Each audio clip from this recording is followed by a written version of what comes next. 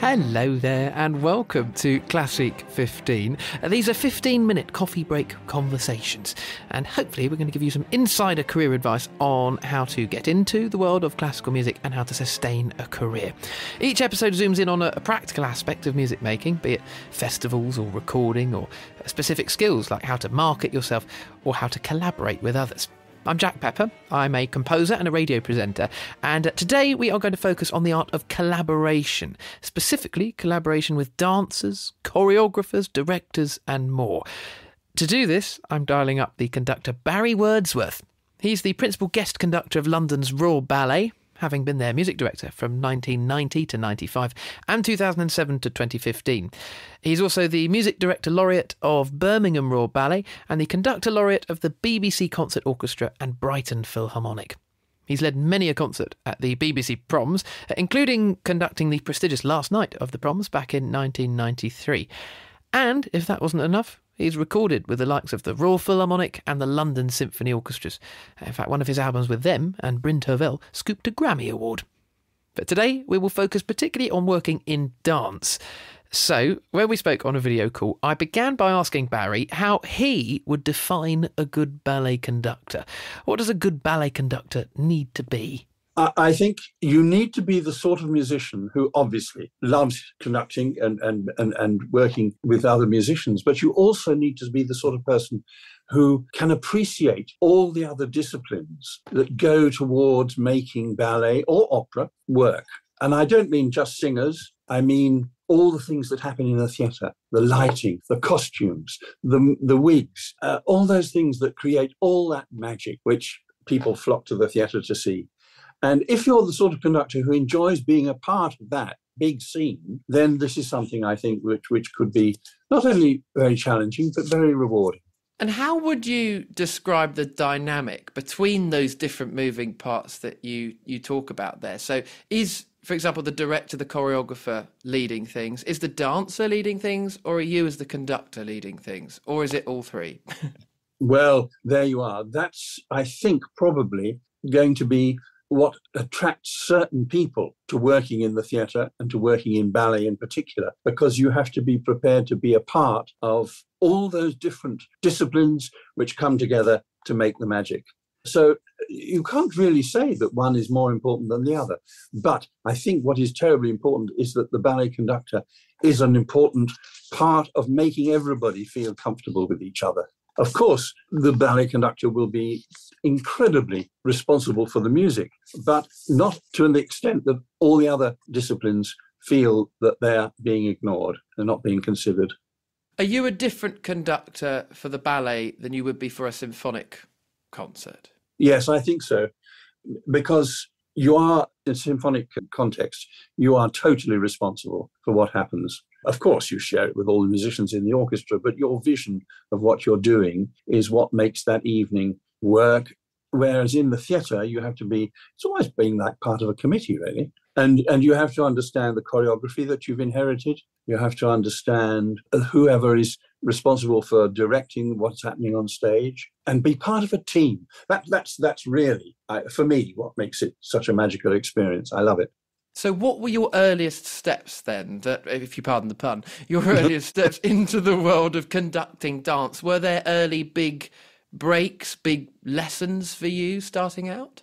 Well, I was terribly fortunate because I started with what in those days was the Royal Ballet Touring Company, which was based at Sadler's Wells in Islington, Sadler's Wells Theatre. I had been studying abroad and really not that interested in working in the theatre, because I was a sort of Baroque musician, a harpsichord player, and the Royal Ballet had commissioned somebody to come and play the Franck Martin harpsichord concerto. That performer went ill about a month before the performances, and they asked me if I could do it. And so I came into ballet and came into the Sadler's Wells Theatre as a harpsichord soloist. Fortunately for me, the ballet was a great success. It's Las Hermanas, Kenneth Macmillan, and the Franck Martin harpsichord concerto is the most wonderful piece to play. It's glorious work. And we played the piece all over the United Kingdom on tour. It stayed in the repertoire for a little while, but of course, after a while, it went out of repertoire. And they said to me, well, we understand that you are quite interested in conducting, and we need a second conductor for the company. Would you be interested in having a go at it? And I said, well, yes, I'd love to, but I don't know. I really don't know what I'm doing, but let's see. Unfortunately, the first thing they asked me to do was the Malcolm Arnold English country dances. And I knew one or two people in the orchestra, and I said, well, how do you think I should do this? And they said, oh, just conduct it like you normally would, only just a little bit slower, which is exactly what I did. And the company thought it was very good. And so I got a job as second conductor to the Sadler's Wells Touring Company. And you'd never conducted prior to that? That was the first time? I'd never conducted for ballet before that. I had trained as a conductor. When I was studying abroad, I studied harpsichord with Gustav Leonhardt and conducting with Bernard Haitink. And when I was in this country, before that, I had been studying with Sir Adrian and Vernon Handley. Sir Adrian Bolt, I should say, and Vernon Handley. So, yes, I had done a little preparation in the conducting world, but I was so convinced that the world was full of great conductors that actually I'd probably be better off thinking of it being a Baroque musician and directing for the harpsichord. So it was quite by chance that this all came about.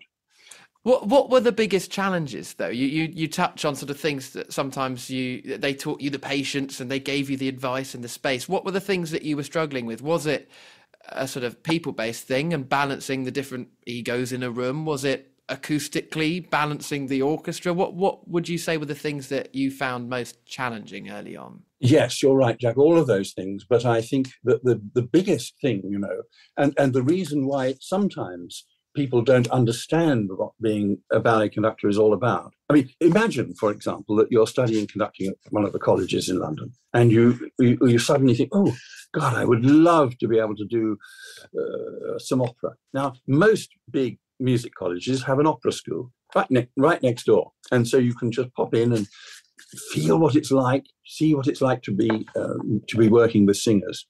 You don't have that opportunity, or you didn't in the old days, because most music colleges don't have a link with ballet schools.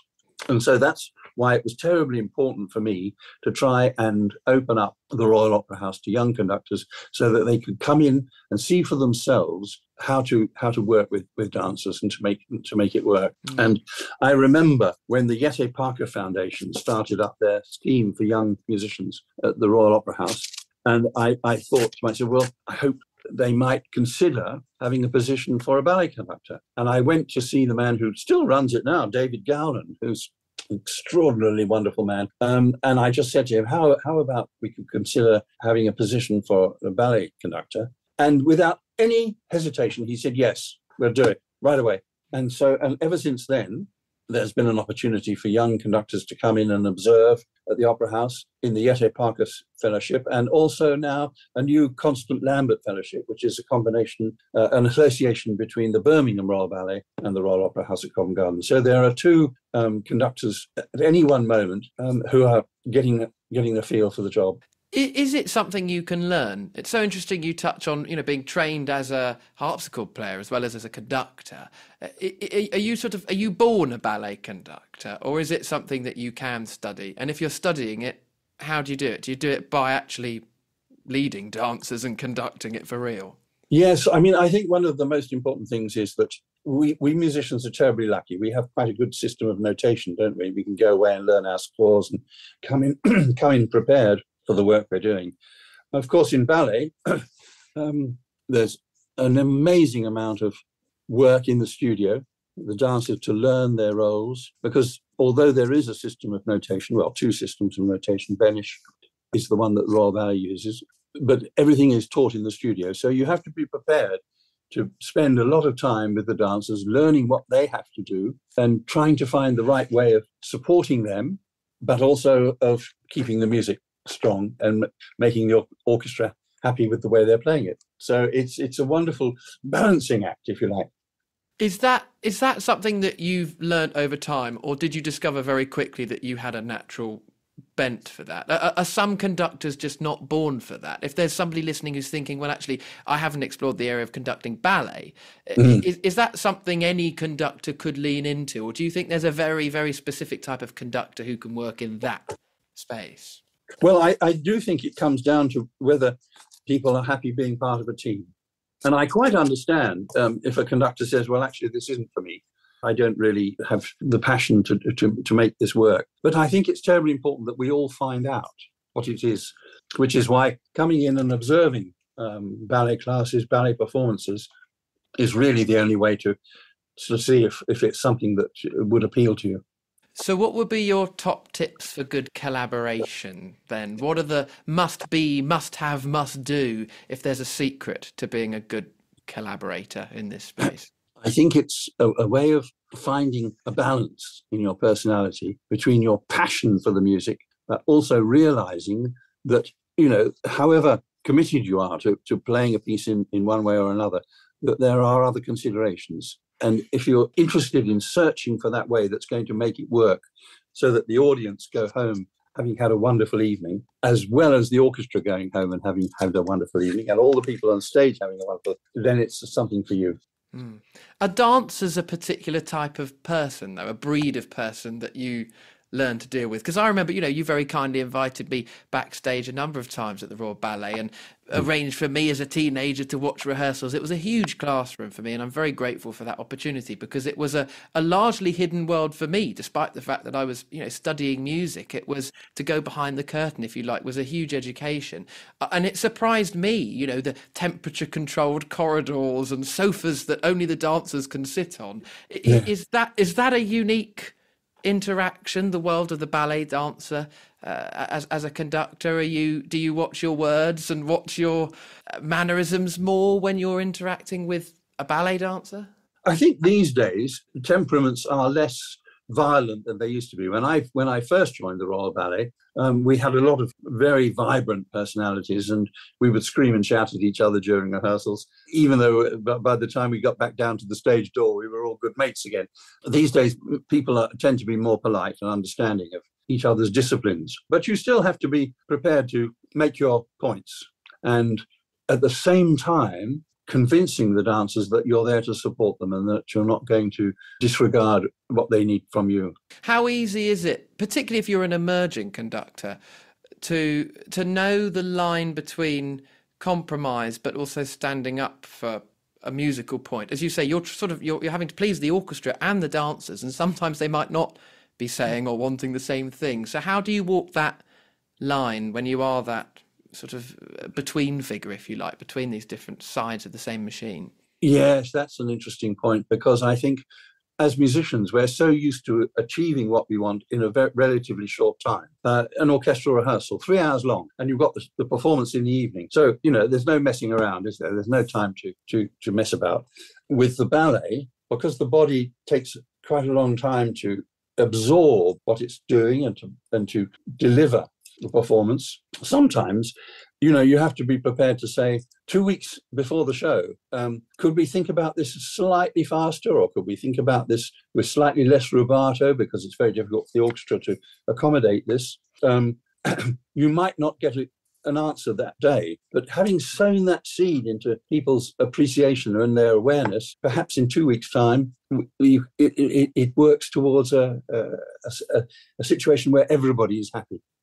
Working to different timelines to a point, perhaps. Then absolutely, Jack. Yes, it is. It's a long process. I mean, of course, so is opera. Opera productions can be rehearsed in the studio for a month or so before the performances go on, and it's that development, the way things that progress and develop, so that, as I say, and I have never done a set of performances the same way on the opening night as I do at the 10th night. Everything changes and people have different viewpoints as the time goes on, and that's really what makes it so wonderful, and why it's terribly important to me that performances are done to live music and not to recorded music. It's interesting. That's the thing that always draws me to theatre, and it terrifies some people. Some people will be terrified of the idea that it will keep changing and keep growing. But actually, that's the thing I find most exciting from the writer's perspective. The fact that you're a rewriter as much as a writer. So just finally, Barry, what would you say would be the key takeaway point from your career to date? If there's a lesson that an aspiring or emerging conductor could learn, something they could take from your experience to date, what would you say that takeaway point is from your career to this point? I have been terribly lucky because I've, during my career, done quite a lot of symphony work, quite a lot of ballet, well, a great deal of ballet, and indeed some opera as well. And of course, there are many people who like to specialize and do one discipline. But for me, variety is the spice of life. And so I think for a young conductor to be open to the idea of doing theatre work, opera, ballet, everything that's possible, I think is the healthiest way to have a good career. The more the merrier. Barry Wordsworth, thank you so much for joining us. Been a great pleasure to chat, Jack. Thank you very much indeed. And thanks to you for choosing Classeek 15. I hope this chat was useful and that we can meet again for another conversation very soon. The whole series is available to listen on the usual podcast platforms and on classeek.com. There, you can also find Classeek's news, opportunities, their online concert series and video on demand. And remember to follow @Classeek Music on social media to have the very latest updates. Thanks for joining me, Jack Pepper, and I really hope we can do this again soon.